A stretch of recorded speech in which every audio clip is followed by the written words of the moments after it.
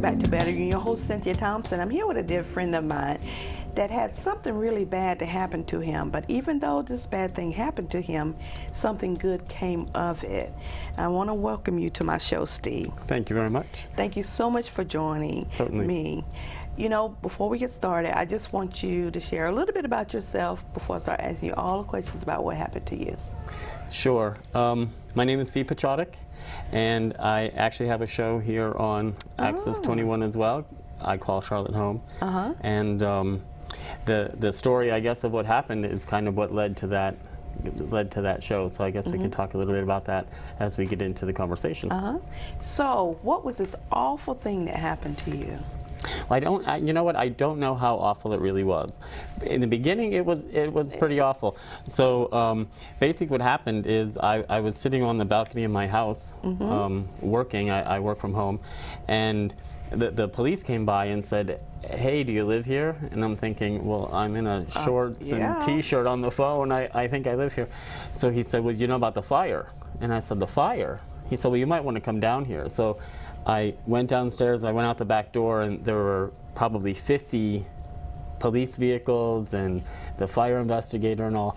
And I walked around the side of the house, and the whole side of the house had been burned. And you were sitting at home on your balcony? Well, it happened while I was asleep.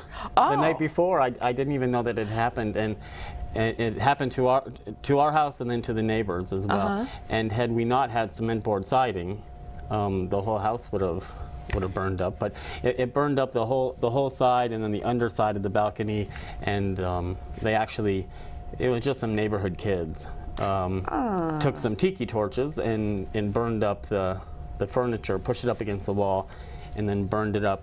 And the neighbor's house was substantially worse than ours. They did their front porch, and they had pushed the furniture up against the window, and it broke the heat from the fire broke through the windows, and had it caught the curtain, it would have really ignited their whole house.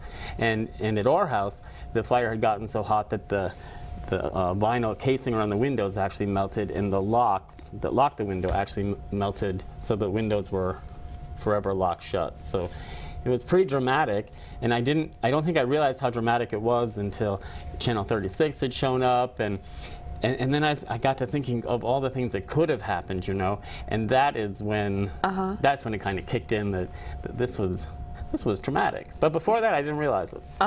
So that's the bad event. So you didn't smell smoke or anything?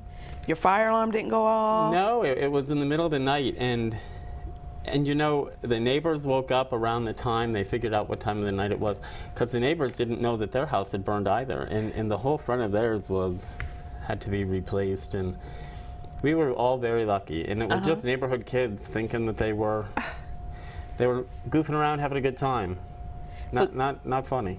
So did they ever find these kids? Well, they did. They found who they think did it, because a few months later they burned they broke into the model home, and they built a fire in the oven and set that house on fire, and they got caught after that. It was 3 teenagers, and they can't prove that it was who was messing with us, but you know, we didn't have any trouble after that. So it was an ongoing thing, and when I tell you that it was a good thing, it really was a good thing, because my mom had passed away the month before, and I had been home in Ohio at her funeral, and all of our neighbors were there, and I had delivered their paper, you know, when I was 12. And everybody knew everybody. So this house catches on fire, and I'm standing in the backyard with all these agency people, you know, and I realized I don't know my neighbors. I knew who they were, but I didn't know them. Do you know what I mean? So that really made me realize that the 10 years I'd been in Charlotte, I hadn't gotten involved, and the neighbors, we all got together and we started a Facebook page, and communicating more with each other, and hey, I'm going to be out of town, and it's a closed Facebook page, so we can kind of say that kind of thing, and doing block parties and whatnot, and that fire really created a community within our neighborhood, and it was kind of an unexpected silver lining. So after the fire and you saw the damage that was done to your house, what was your next step? I can't even imagine that happening to me. I have to tell you that before this, fire was always my biggest fear. it has always been a fear of mine. So the fact that it happened, you know, you hope, whew, that was my experience with it, you know, for the rest of time. But I called the insurance company, and, you know, there's some hoops to jump through then. Yes. But what happens after that, and I don't know if other people feel this, but it was hard to go to sleep. You know, even now, that was a year and a half ago actually, and we still sleep with all the outside lights on, and because we're just anxious. And it's unsettling to think that people are that close to you doing that kind of damage just for fun. Anything can happen. So it's really unsettling even all these months later. So you go through all these hoops with your insurance company. What did you do to repair it? Did you make any changes to your home at all when you had a chance to repair it? Well, I did get it repaired, and then we have some security systems outside, and all the neighbors kind of got together and figured out what we were going to do.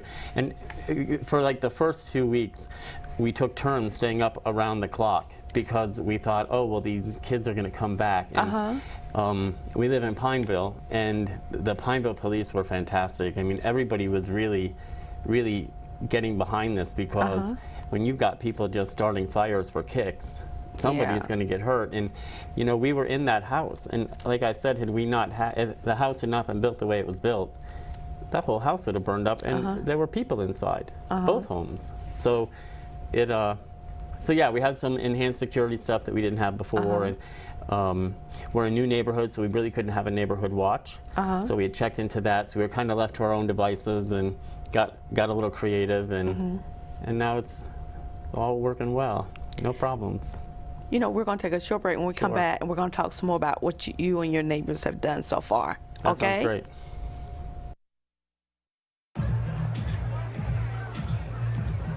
If you drive buzzed, it could cost you around $10,000. You'll face major legal fees, major fines, and steep insurance penalties. You could lose everything. Nothing kills a buzz like getting pulled over for buzz driving, because buzz driving is drunk driving.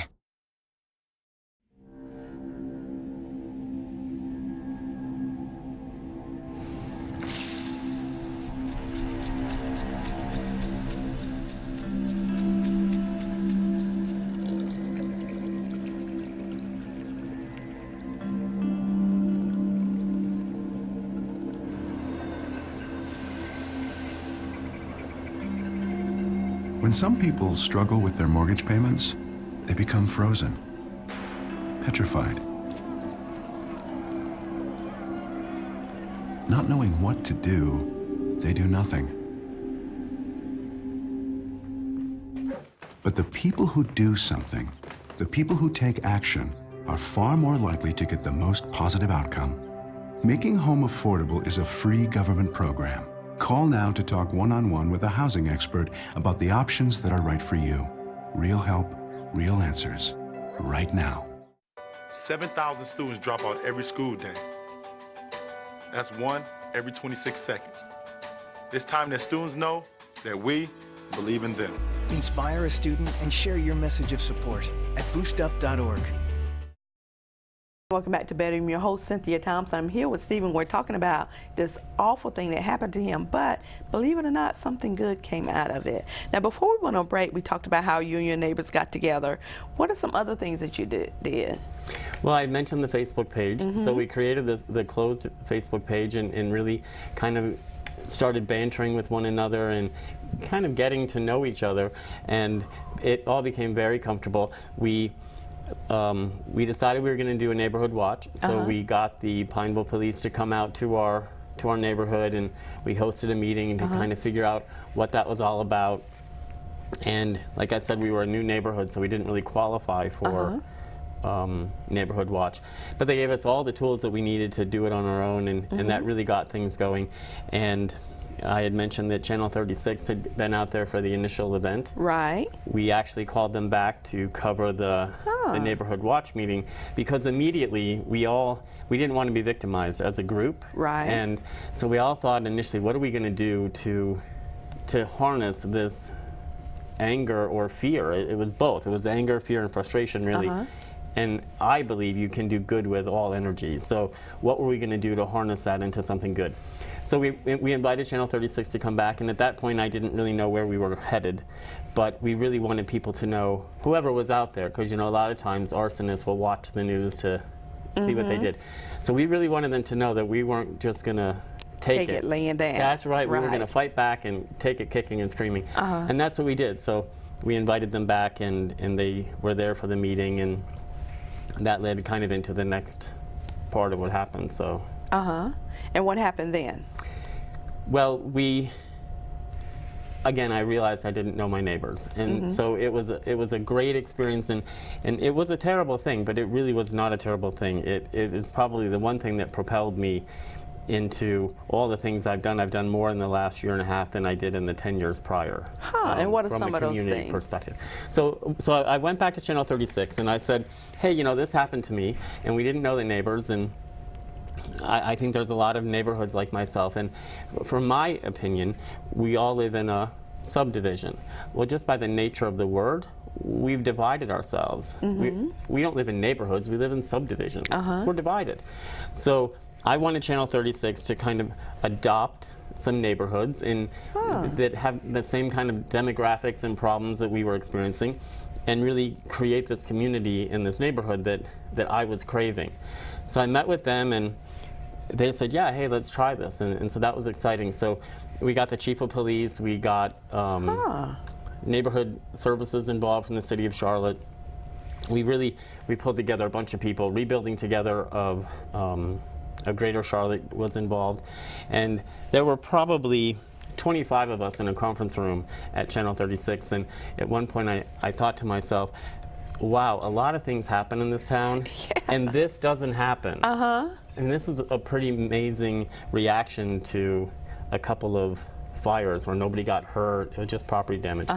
So we eventually adopted a neighborhood over near Hickory Grove Baptist Church, and we worked with them and went to their HOA meetings and kind of identified what some of their problems were. We did a town hall meeting. We had all these people from our meeting at the town hall. So when the neighborhood identified challenges and needs that they had, we had somebody right there that could answer for them. So what were some of the challenges that they had? They had crime. Yeah, oh, sure. They had crime problems. They had, it was a condo community, townhouse community. So they had some fences that were falling down that were really creating some safety risk for the community. They had some leaking sewers that nobody could seem to figure out. They had some crime. They had a high foreclosure rate, a high rental rate. So what happened was we got involved, and at the end of this story, they ended up getting that fence replaced, and that had about a $10,000 value, which was really great, and that was accomplished through a grant from the city neighborhood division and some work. I don't really know the name of the program, but it worked. You have to work. You all have to come together and work for the project, and it was pretty incredible. And by us coming and calling these meetings, they got some new board members to their HOA. They started cleaning up their area. There was a little bit of pride and ownership. It really created a spark in the neighborhood, and they got a lot of pride, and they wanted to be better. And they changed some of their HOA rules to accommodate some of the things that they didn't like that now they have bylaws for. So it really was a great thing. And that all came out of that little fire back at my house. So it was good. So do you have a name for this organization that you're a part of? Well, that was just what we did with Channel 36. And so that program went on for a while, and we checked back in with them months later, and it really was great. Some challenges, and it really, Channel 36 was probably not exactly the place for this to be, and we were all kind of scrambling to do something good, and we didn't know what to do. And I had mentioned I got Rebuilding Together involved. Then I became involved in Rebuilding Together, and I'm on the board of that organization now. And what is that? Rebuilding Together, it's a nonprofit, and it is a national organization with 50 affiliates around the country. And what Rebuilding does is it provides critical home repair to people to provide a safe and healthy home and keep people from losing their home. basically the community that we serve are veterans, elderly, disadvantaged, and it's a great organization. It's similar to Habitat for Humanity. They build new homes. Rebuilding Together keeps people in their homes. So kind of goes along. It all kind of fits together, and it really revitalizes neighborhoods, which is where I started this whole experience. So anyway, Channel 36 I didn't think was really the place to do it. And then last summer I found out about Channel 21 and came here and took the classes I needed to take.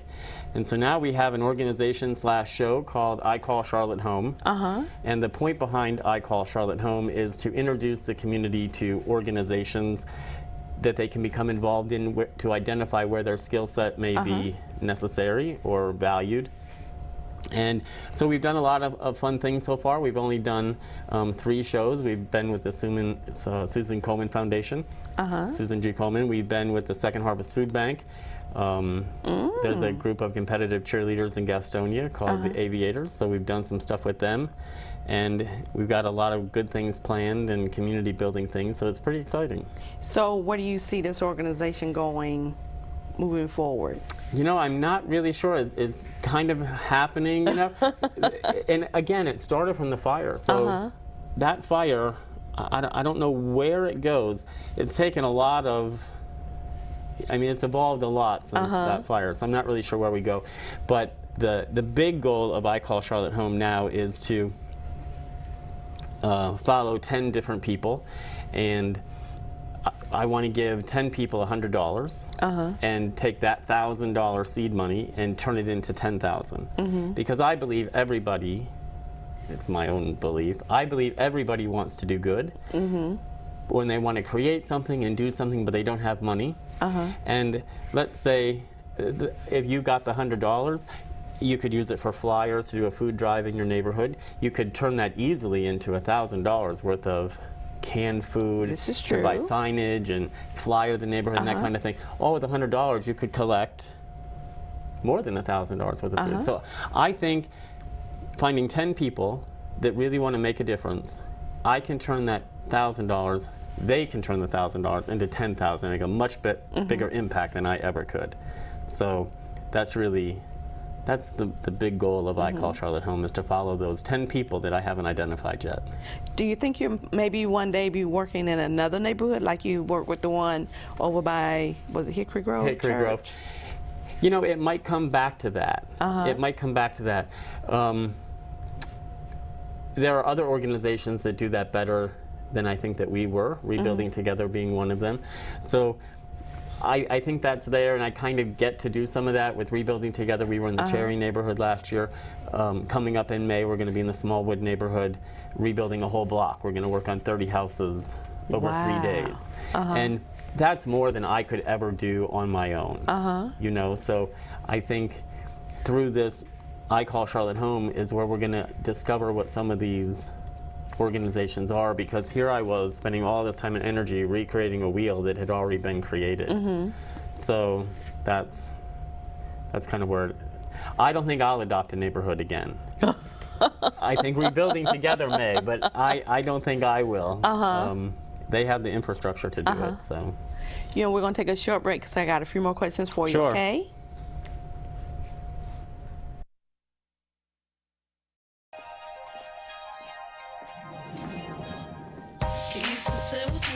Imagine what you'd see if every child had a book to read. 'Cause every kid across the nation deserves a book to read, and we can make it happen right now.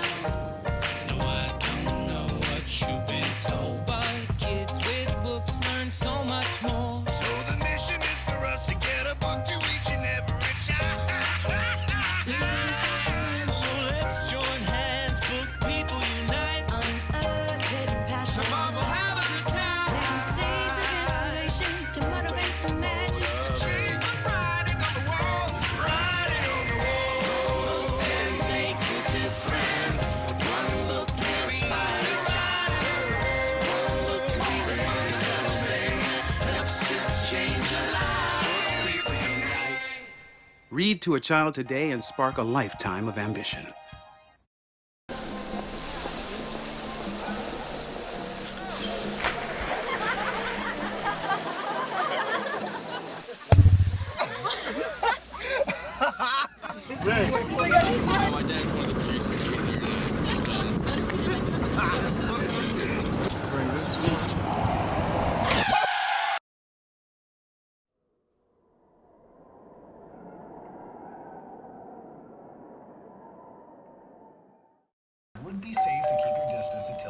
secret that laughter makes you smile. Reliable sources say that chicken soup has found their way out of this dangerous, but they are returned.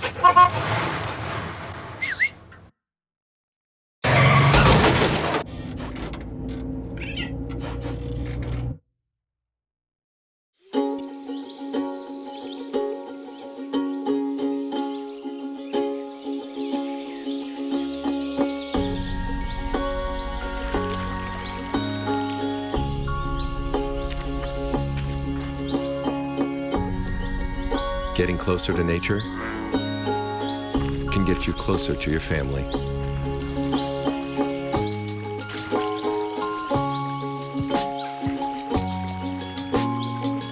Go to discovertheforest.org. Welcome back to Better You. I'm your host, Cynthia Thompson. I'm here with Stephen, and Stephen is doing a lot of good things in the community. You've talked about all the things you're doing based on what happened to you, which was an awful, I think, experience. I don't know if I could get over it and could stand up and say, I'm going to make a change and do something different. You know, you talked about all the different neighborhoods that you're planning on working with later on, but what do you see happening with your vision in the future? What would you like to see happen? Which vision? I got a couple. So I had that adopting the neighborhood vision, which rebuilding together is taking care of just fine. So so that one is nurturing itself. That one's working. That one's working. So the other vision, this whole nonprofit, I think it's important to give back. I think it's pay it forward, whatever. However you define that, I think that's really important. And when I decided that it was time for me to get involved in Charlotte, I didn't know where to go. I didn't know what to do. So that's kind of where this show concept came from.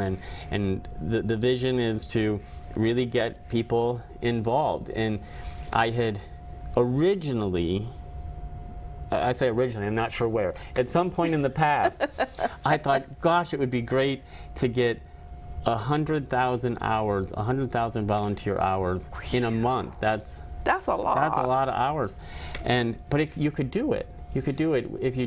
You could do something like that through Facebook. You know. 100,000 hours. That's 2 hours.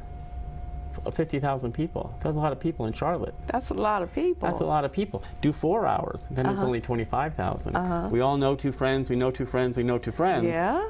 You could really create a difference in just a couple of hours and create this huge impact. So I want to do something like that. So where do you see a television show coming? I know that it's pretty new to you. It is new. Because it only airs... It's once a month. It's the second Tuesday of every month at 4:30. Soon you're going to have it once a week, right? It's a lot of work. I had no idea it's a lot of work, but yes, it will be once a week. And as we're going to take the summer off, actually, and get this program of the 10 people with $100 and really focus on them. So then in the fall we can really kind of roll that out, and it may be twice a month and then hopefully weekly. But there's a lot of exciting things, and we've created a nice team of all volunteers from here at Channel 21. So that's a whole part of the experience I never saw coming either. All from a flyer. It's crazy. Well, I see you being a champion for a nonprofit. You're great at it. Did you know that you had this gift? Well, I don't know what gift it is yet. I'm still discovering, but I hope I can make something something of a go somewhere. You are making a difference. Oh, well, thank you. And I want to thank you for joining me today. Oh, it was fun. Enjoyed your story. I really did. And it wasn't bad. It was good. It was life-changing. Something good. It was life-changing. So tell me, before we close, and I'm so sorry, I do have another question for you. Who would you like to see, if you could have your dream person to help you with this vision, who would you like to help you do this or make it happen? Nobody. People ask me a lot of questions about this. Nobody has asked me that. I would have to really think. This is going to sound so trite, but it's all so Oprah-esque before Oprah. You know, I've kind of had these ideas before Oprah, but she figured it out. And if I could have anybody working with me, not just from the star power, but from figuring it out and understanding how to make it happen, I think she'd be a great mentor.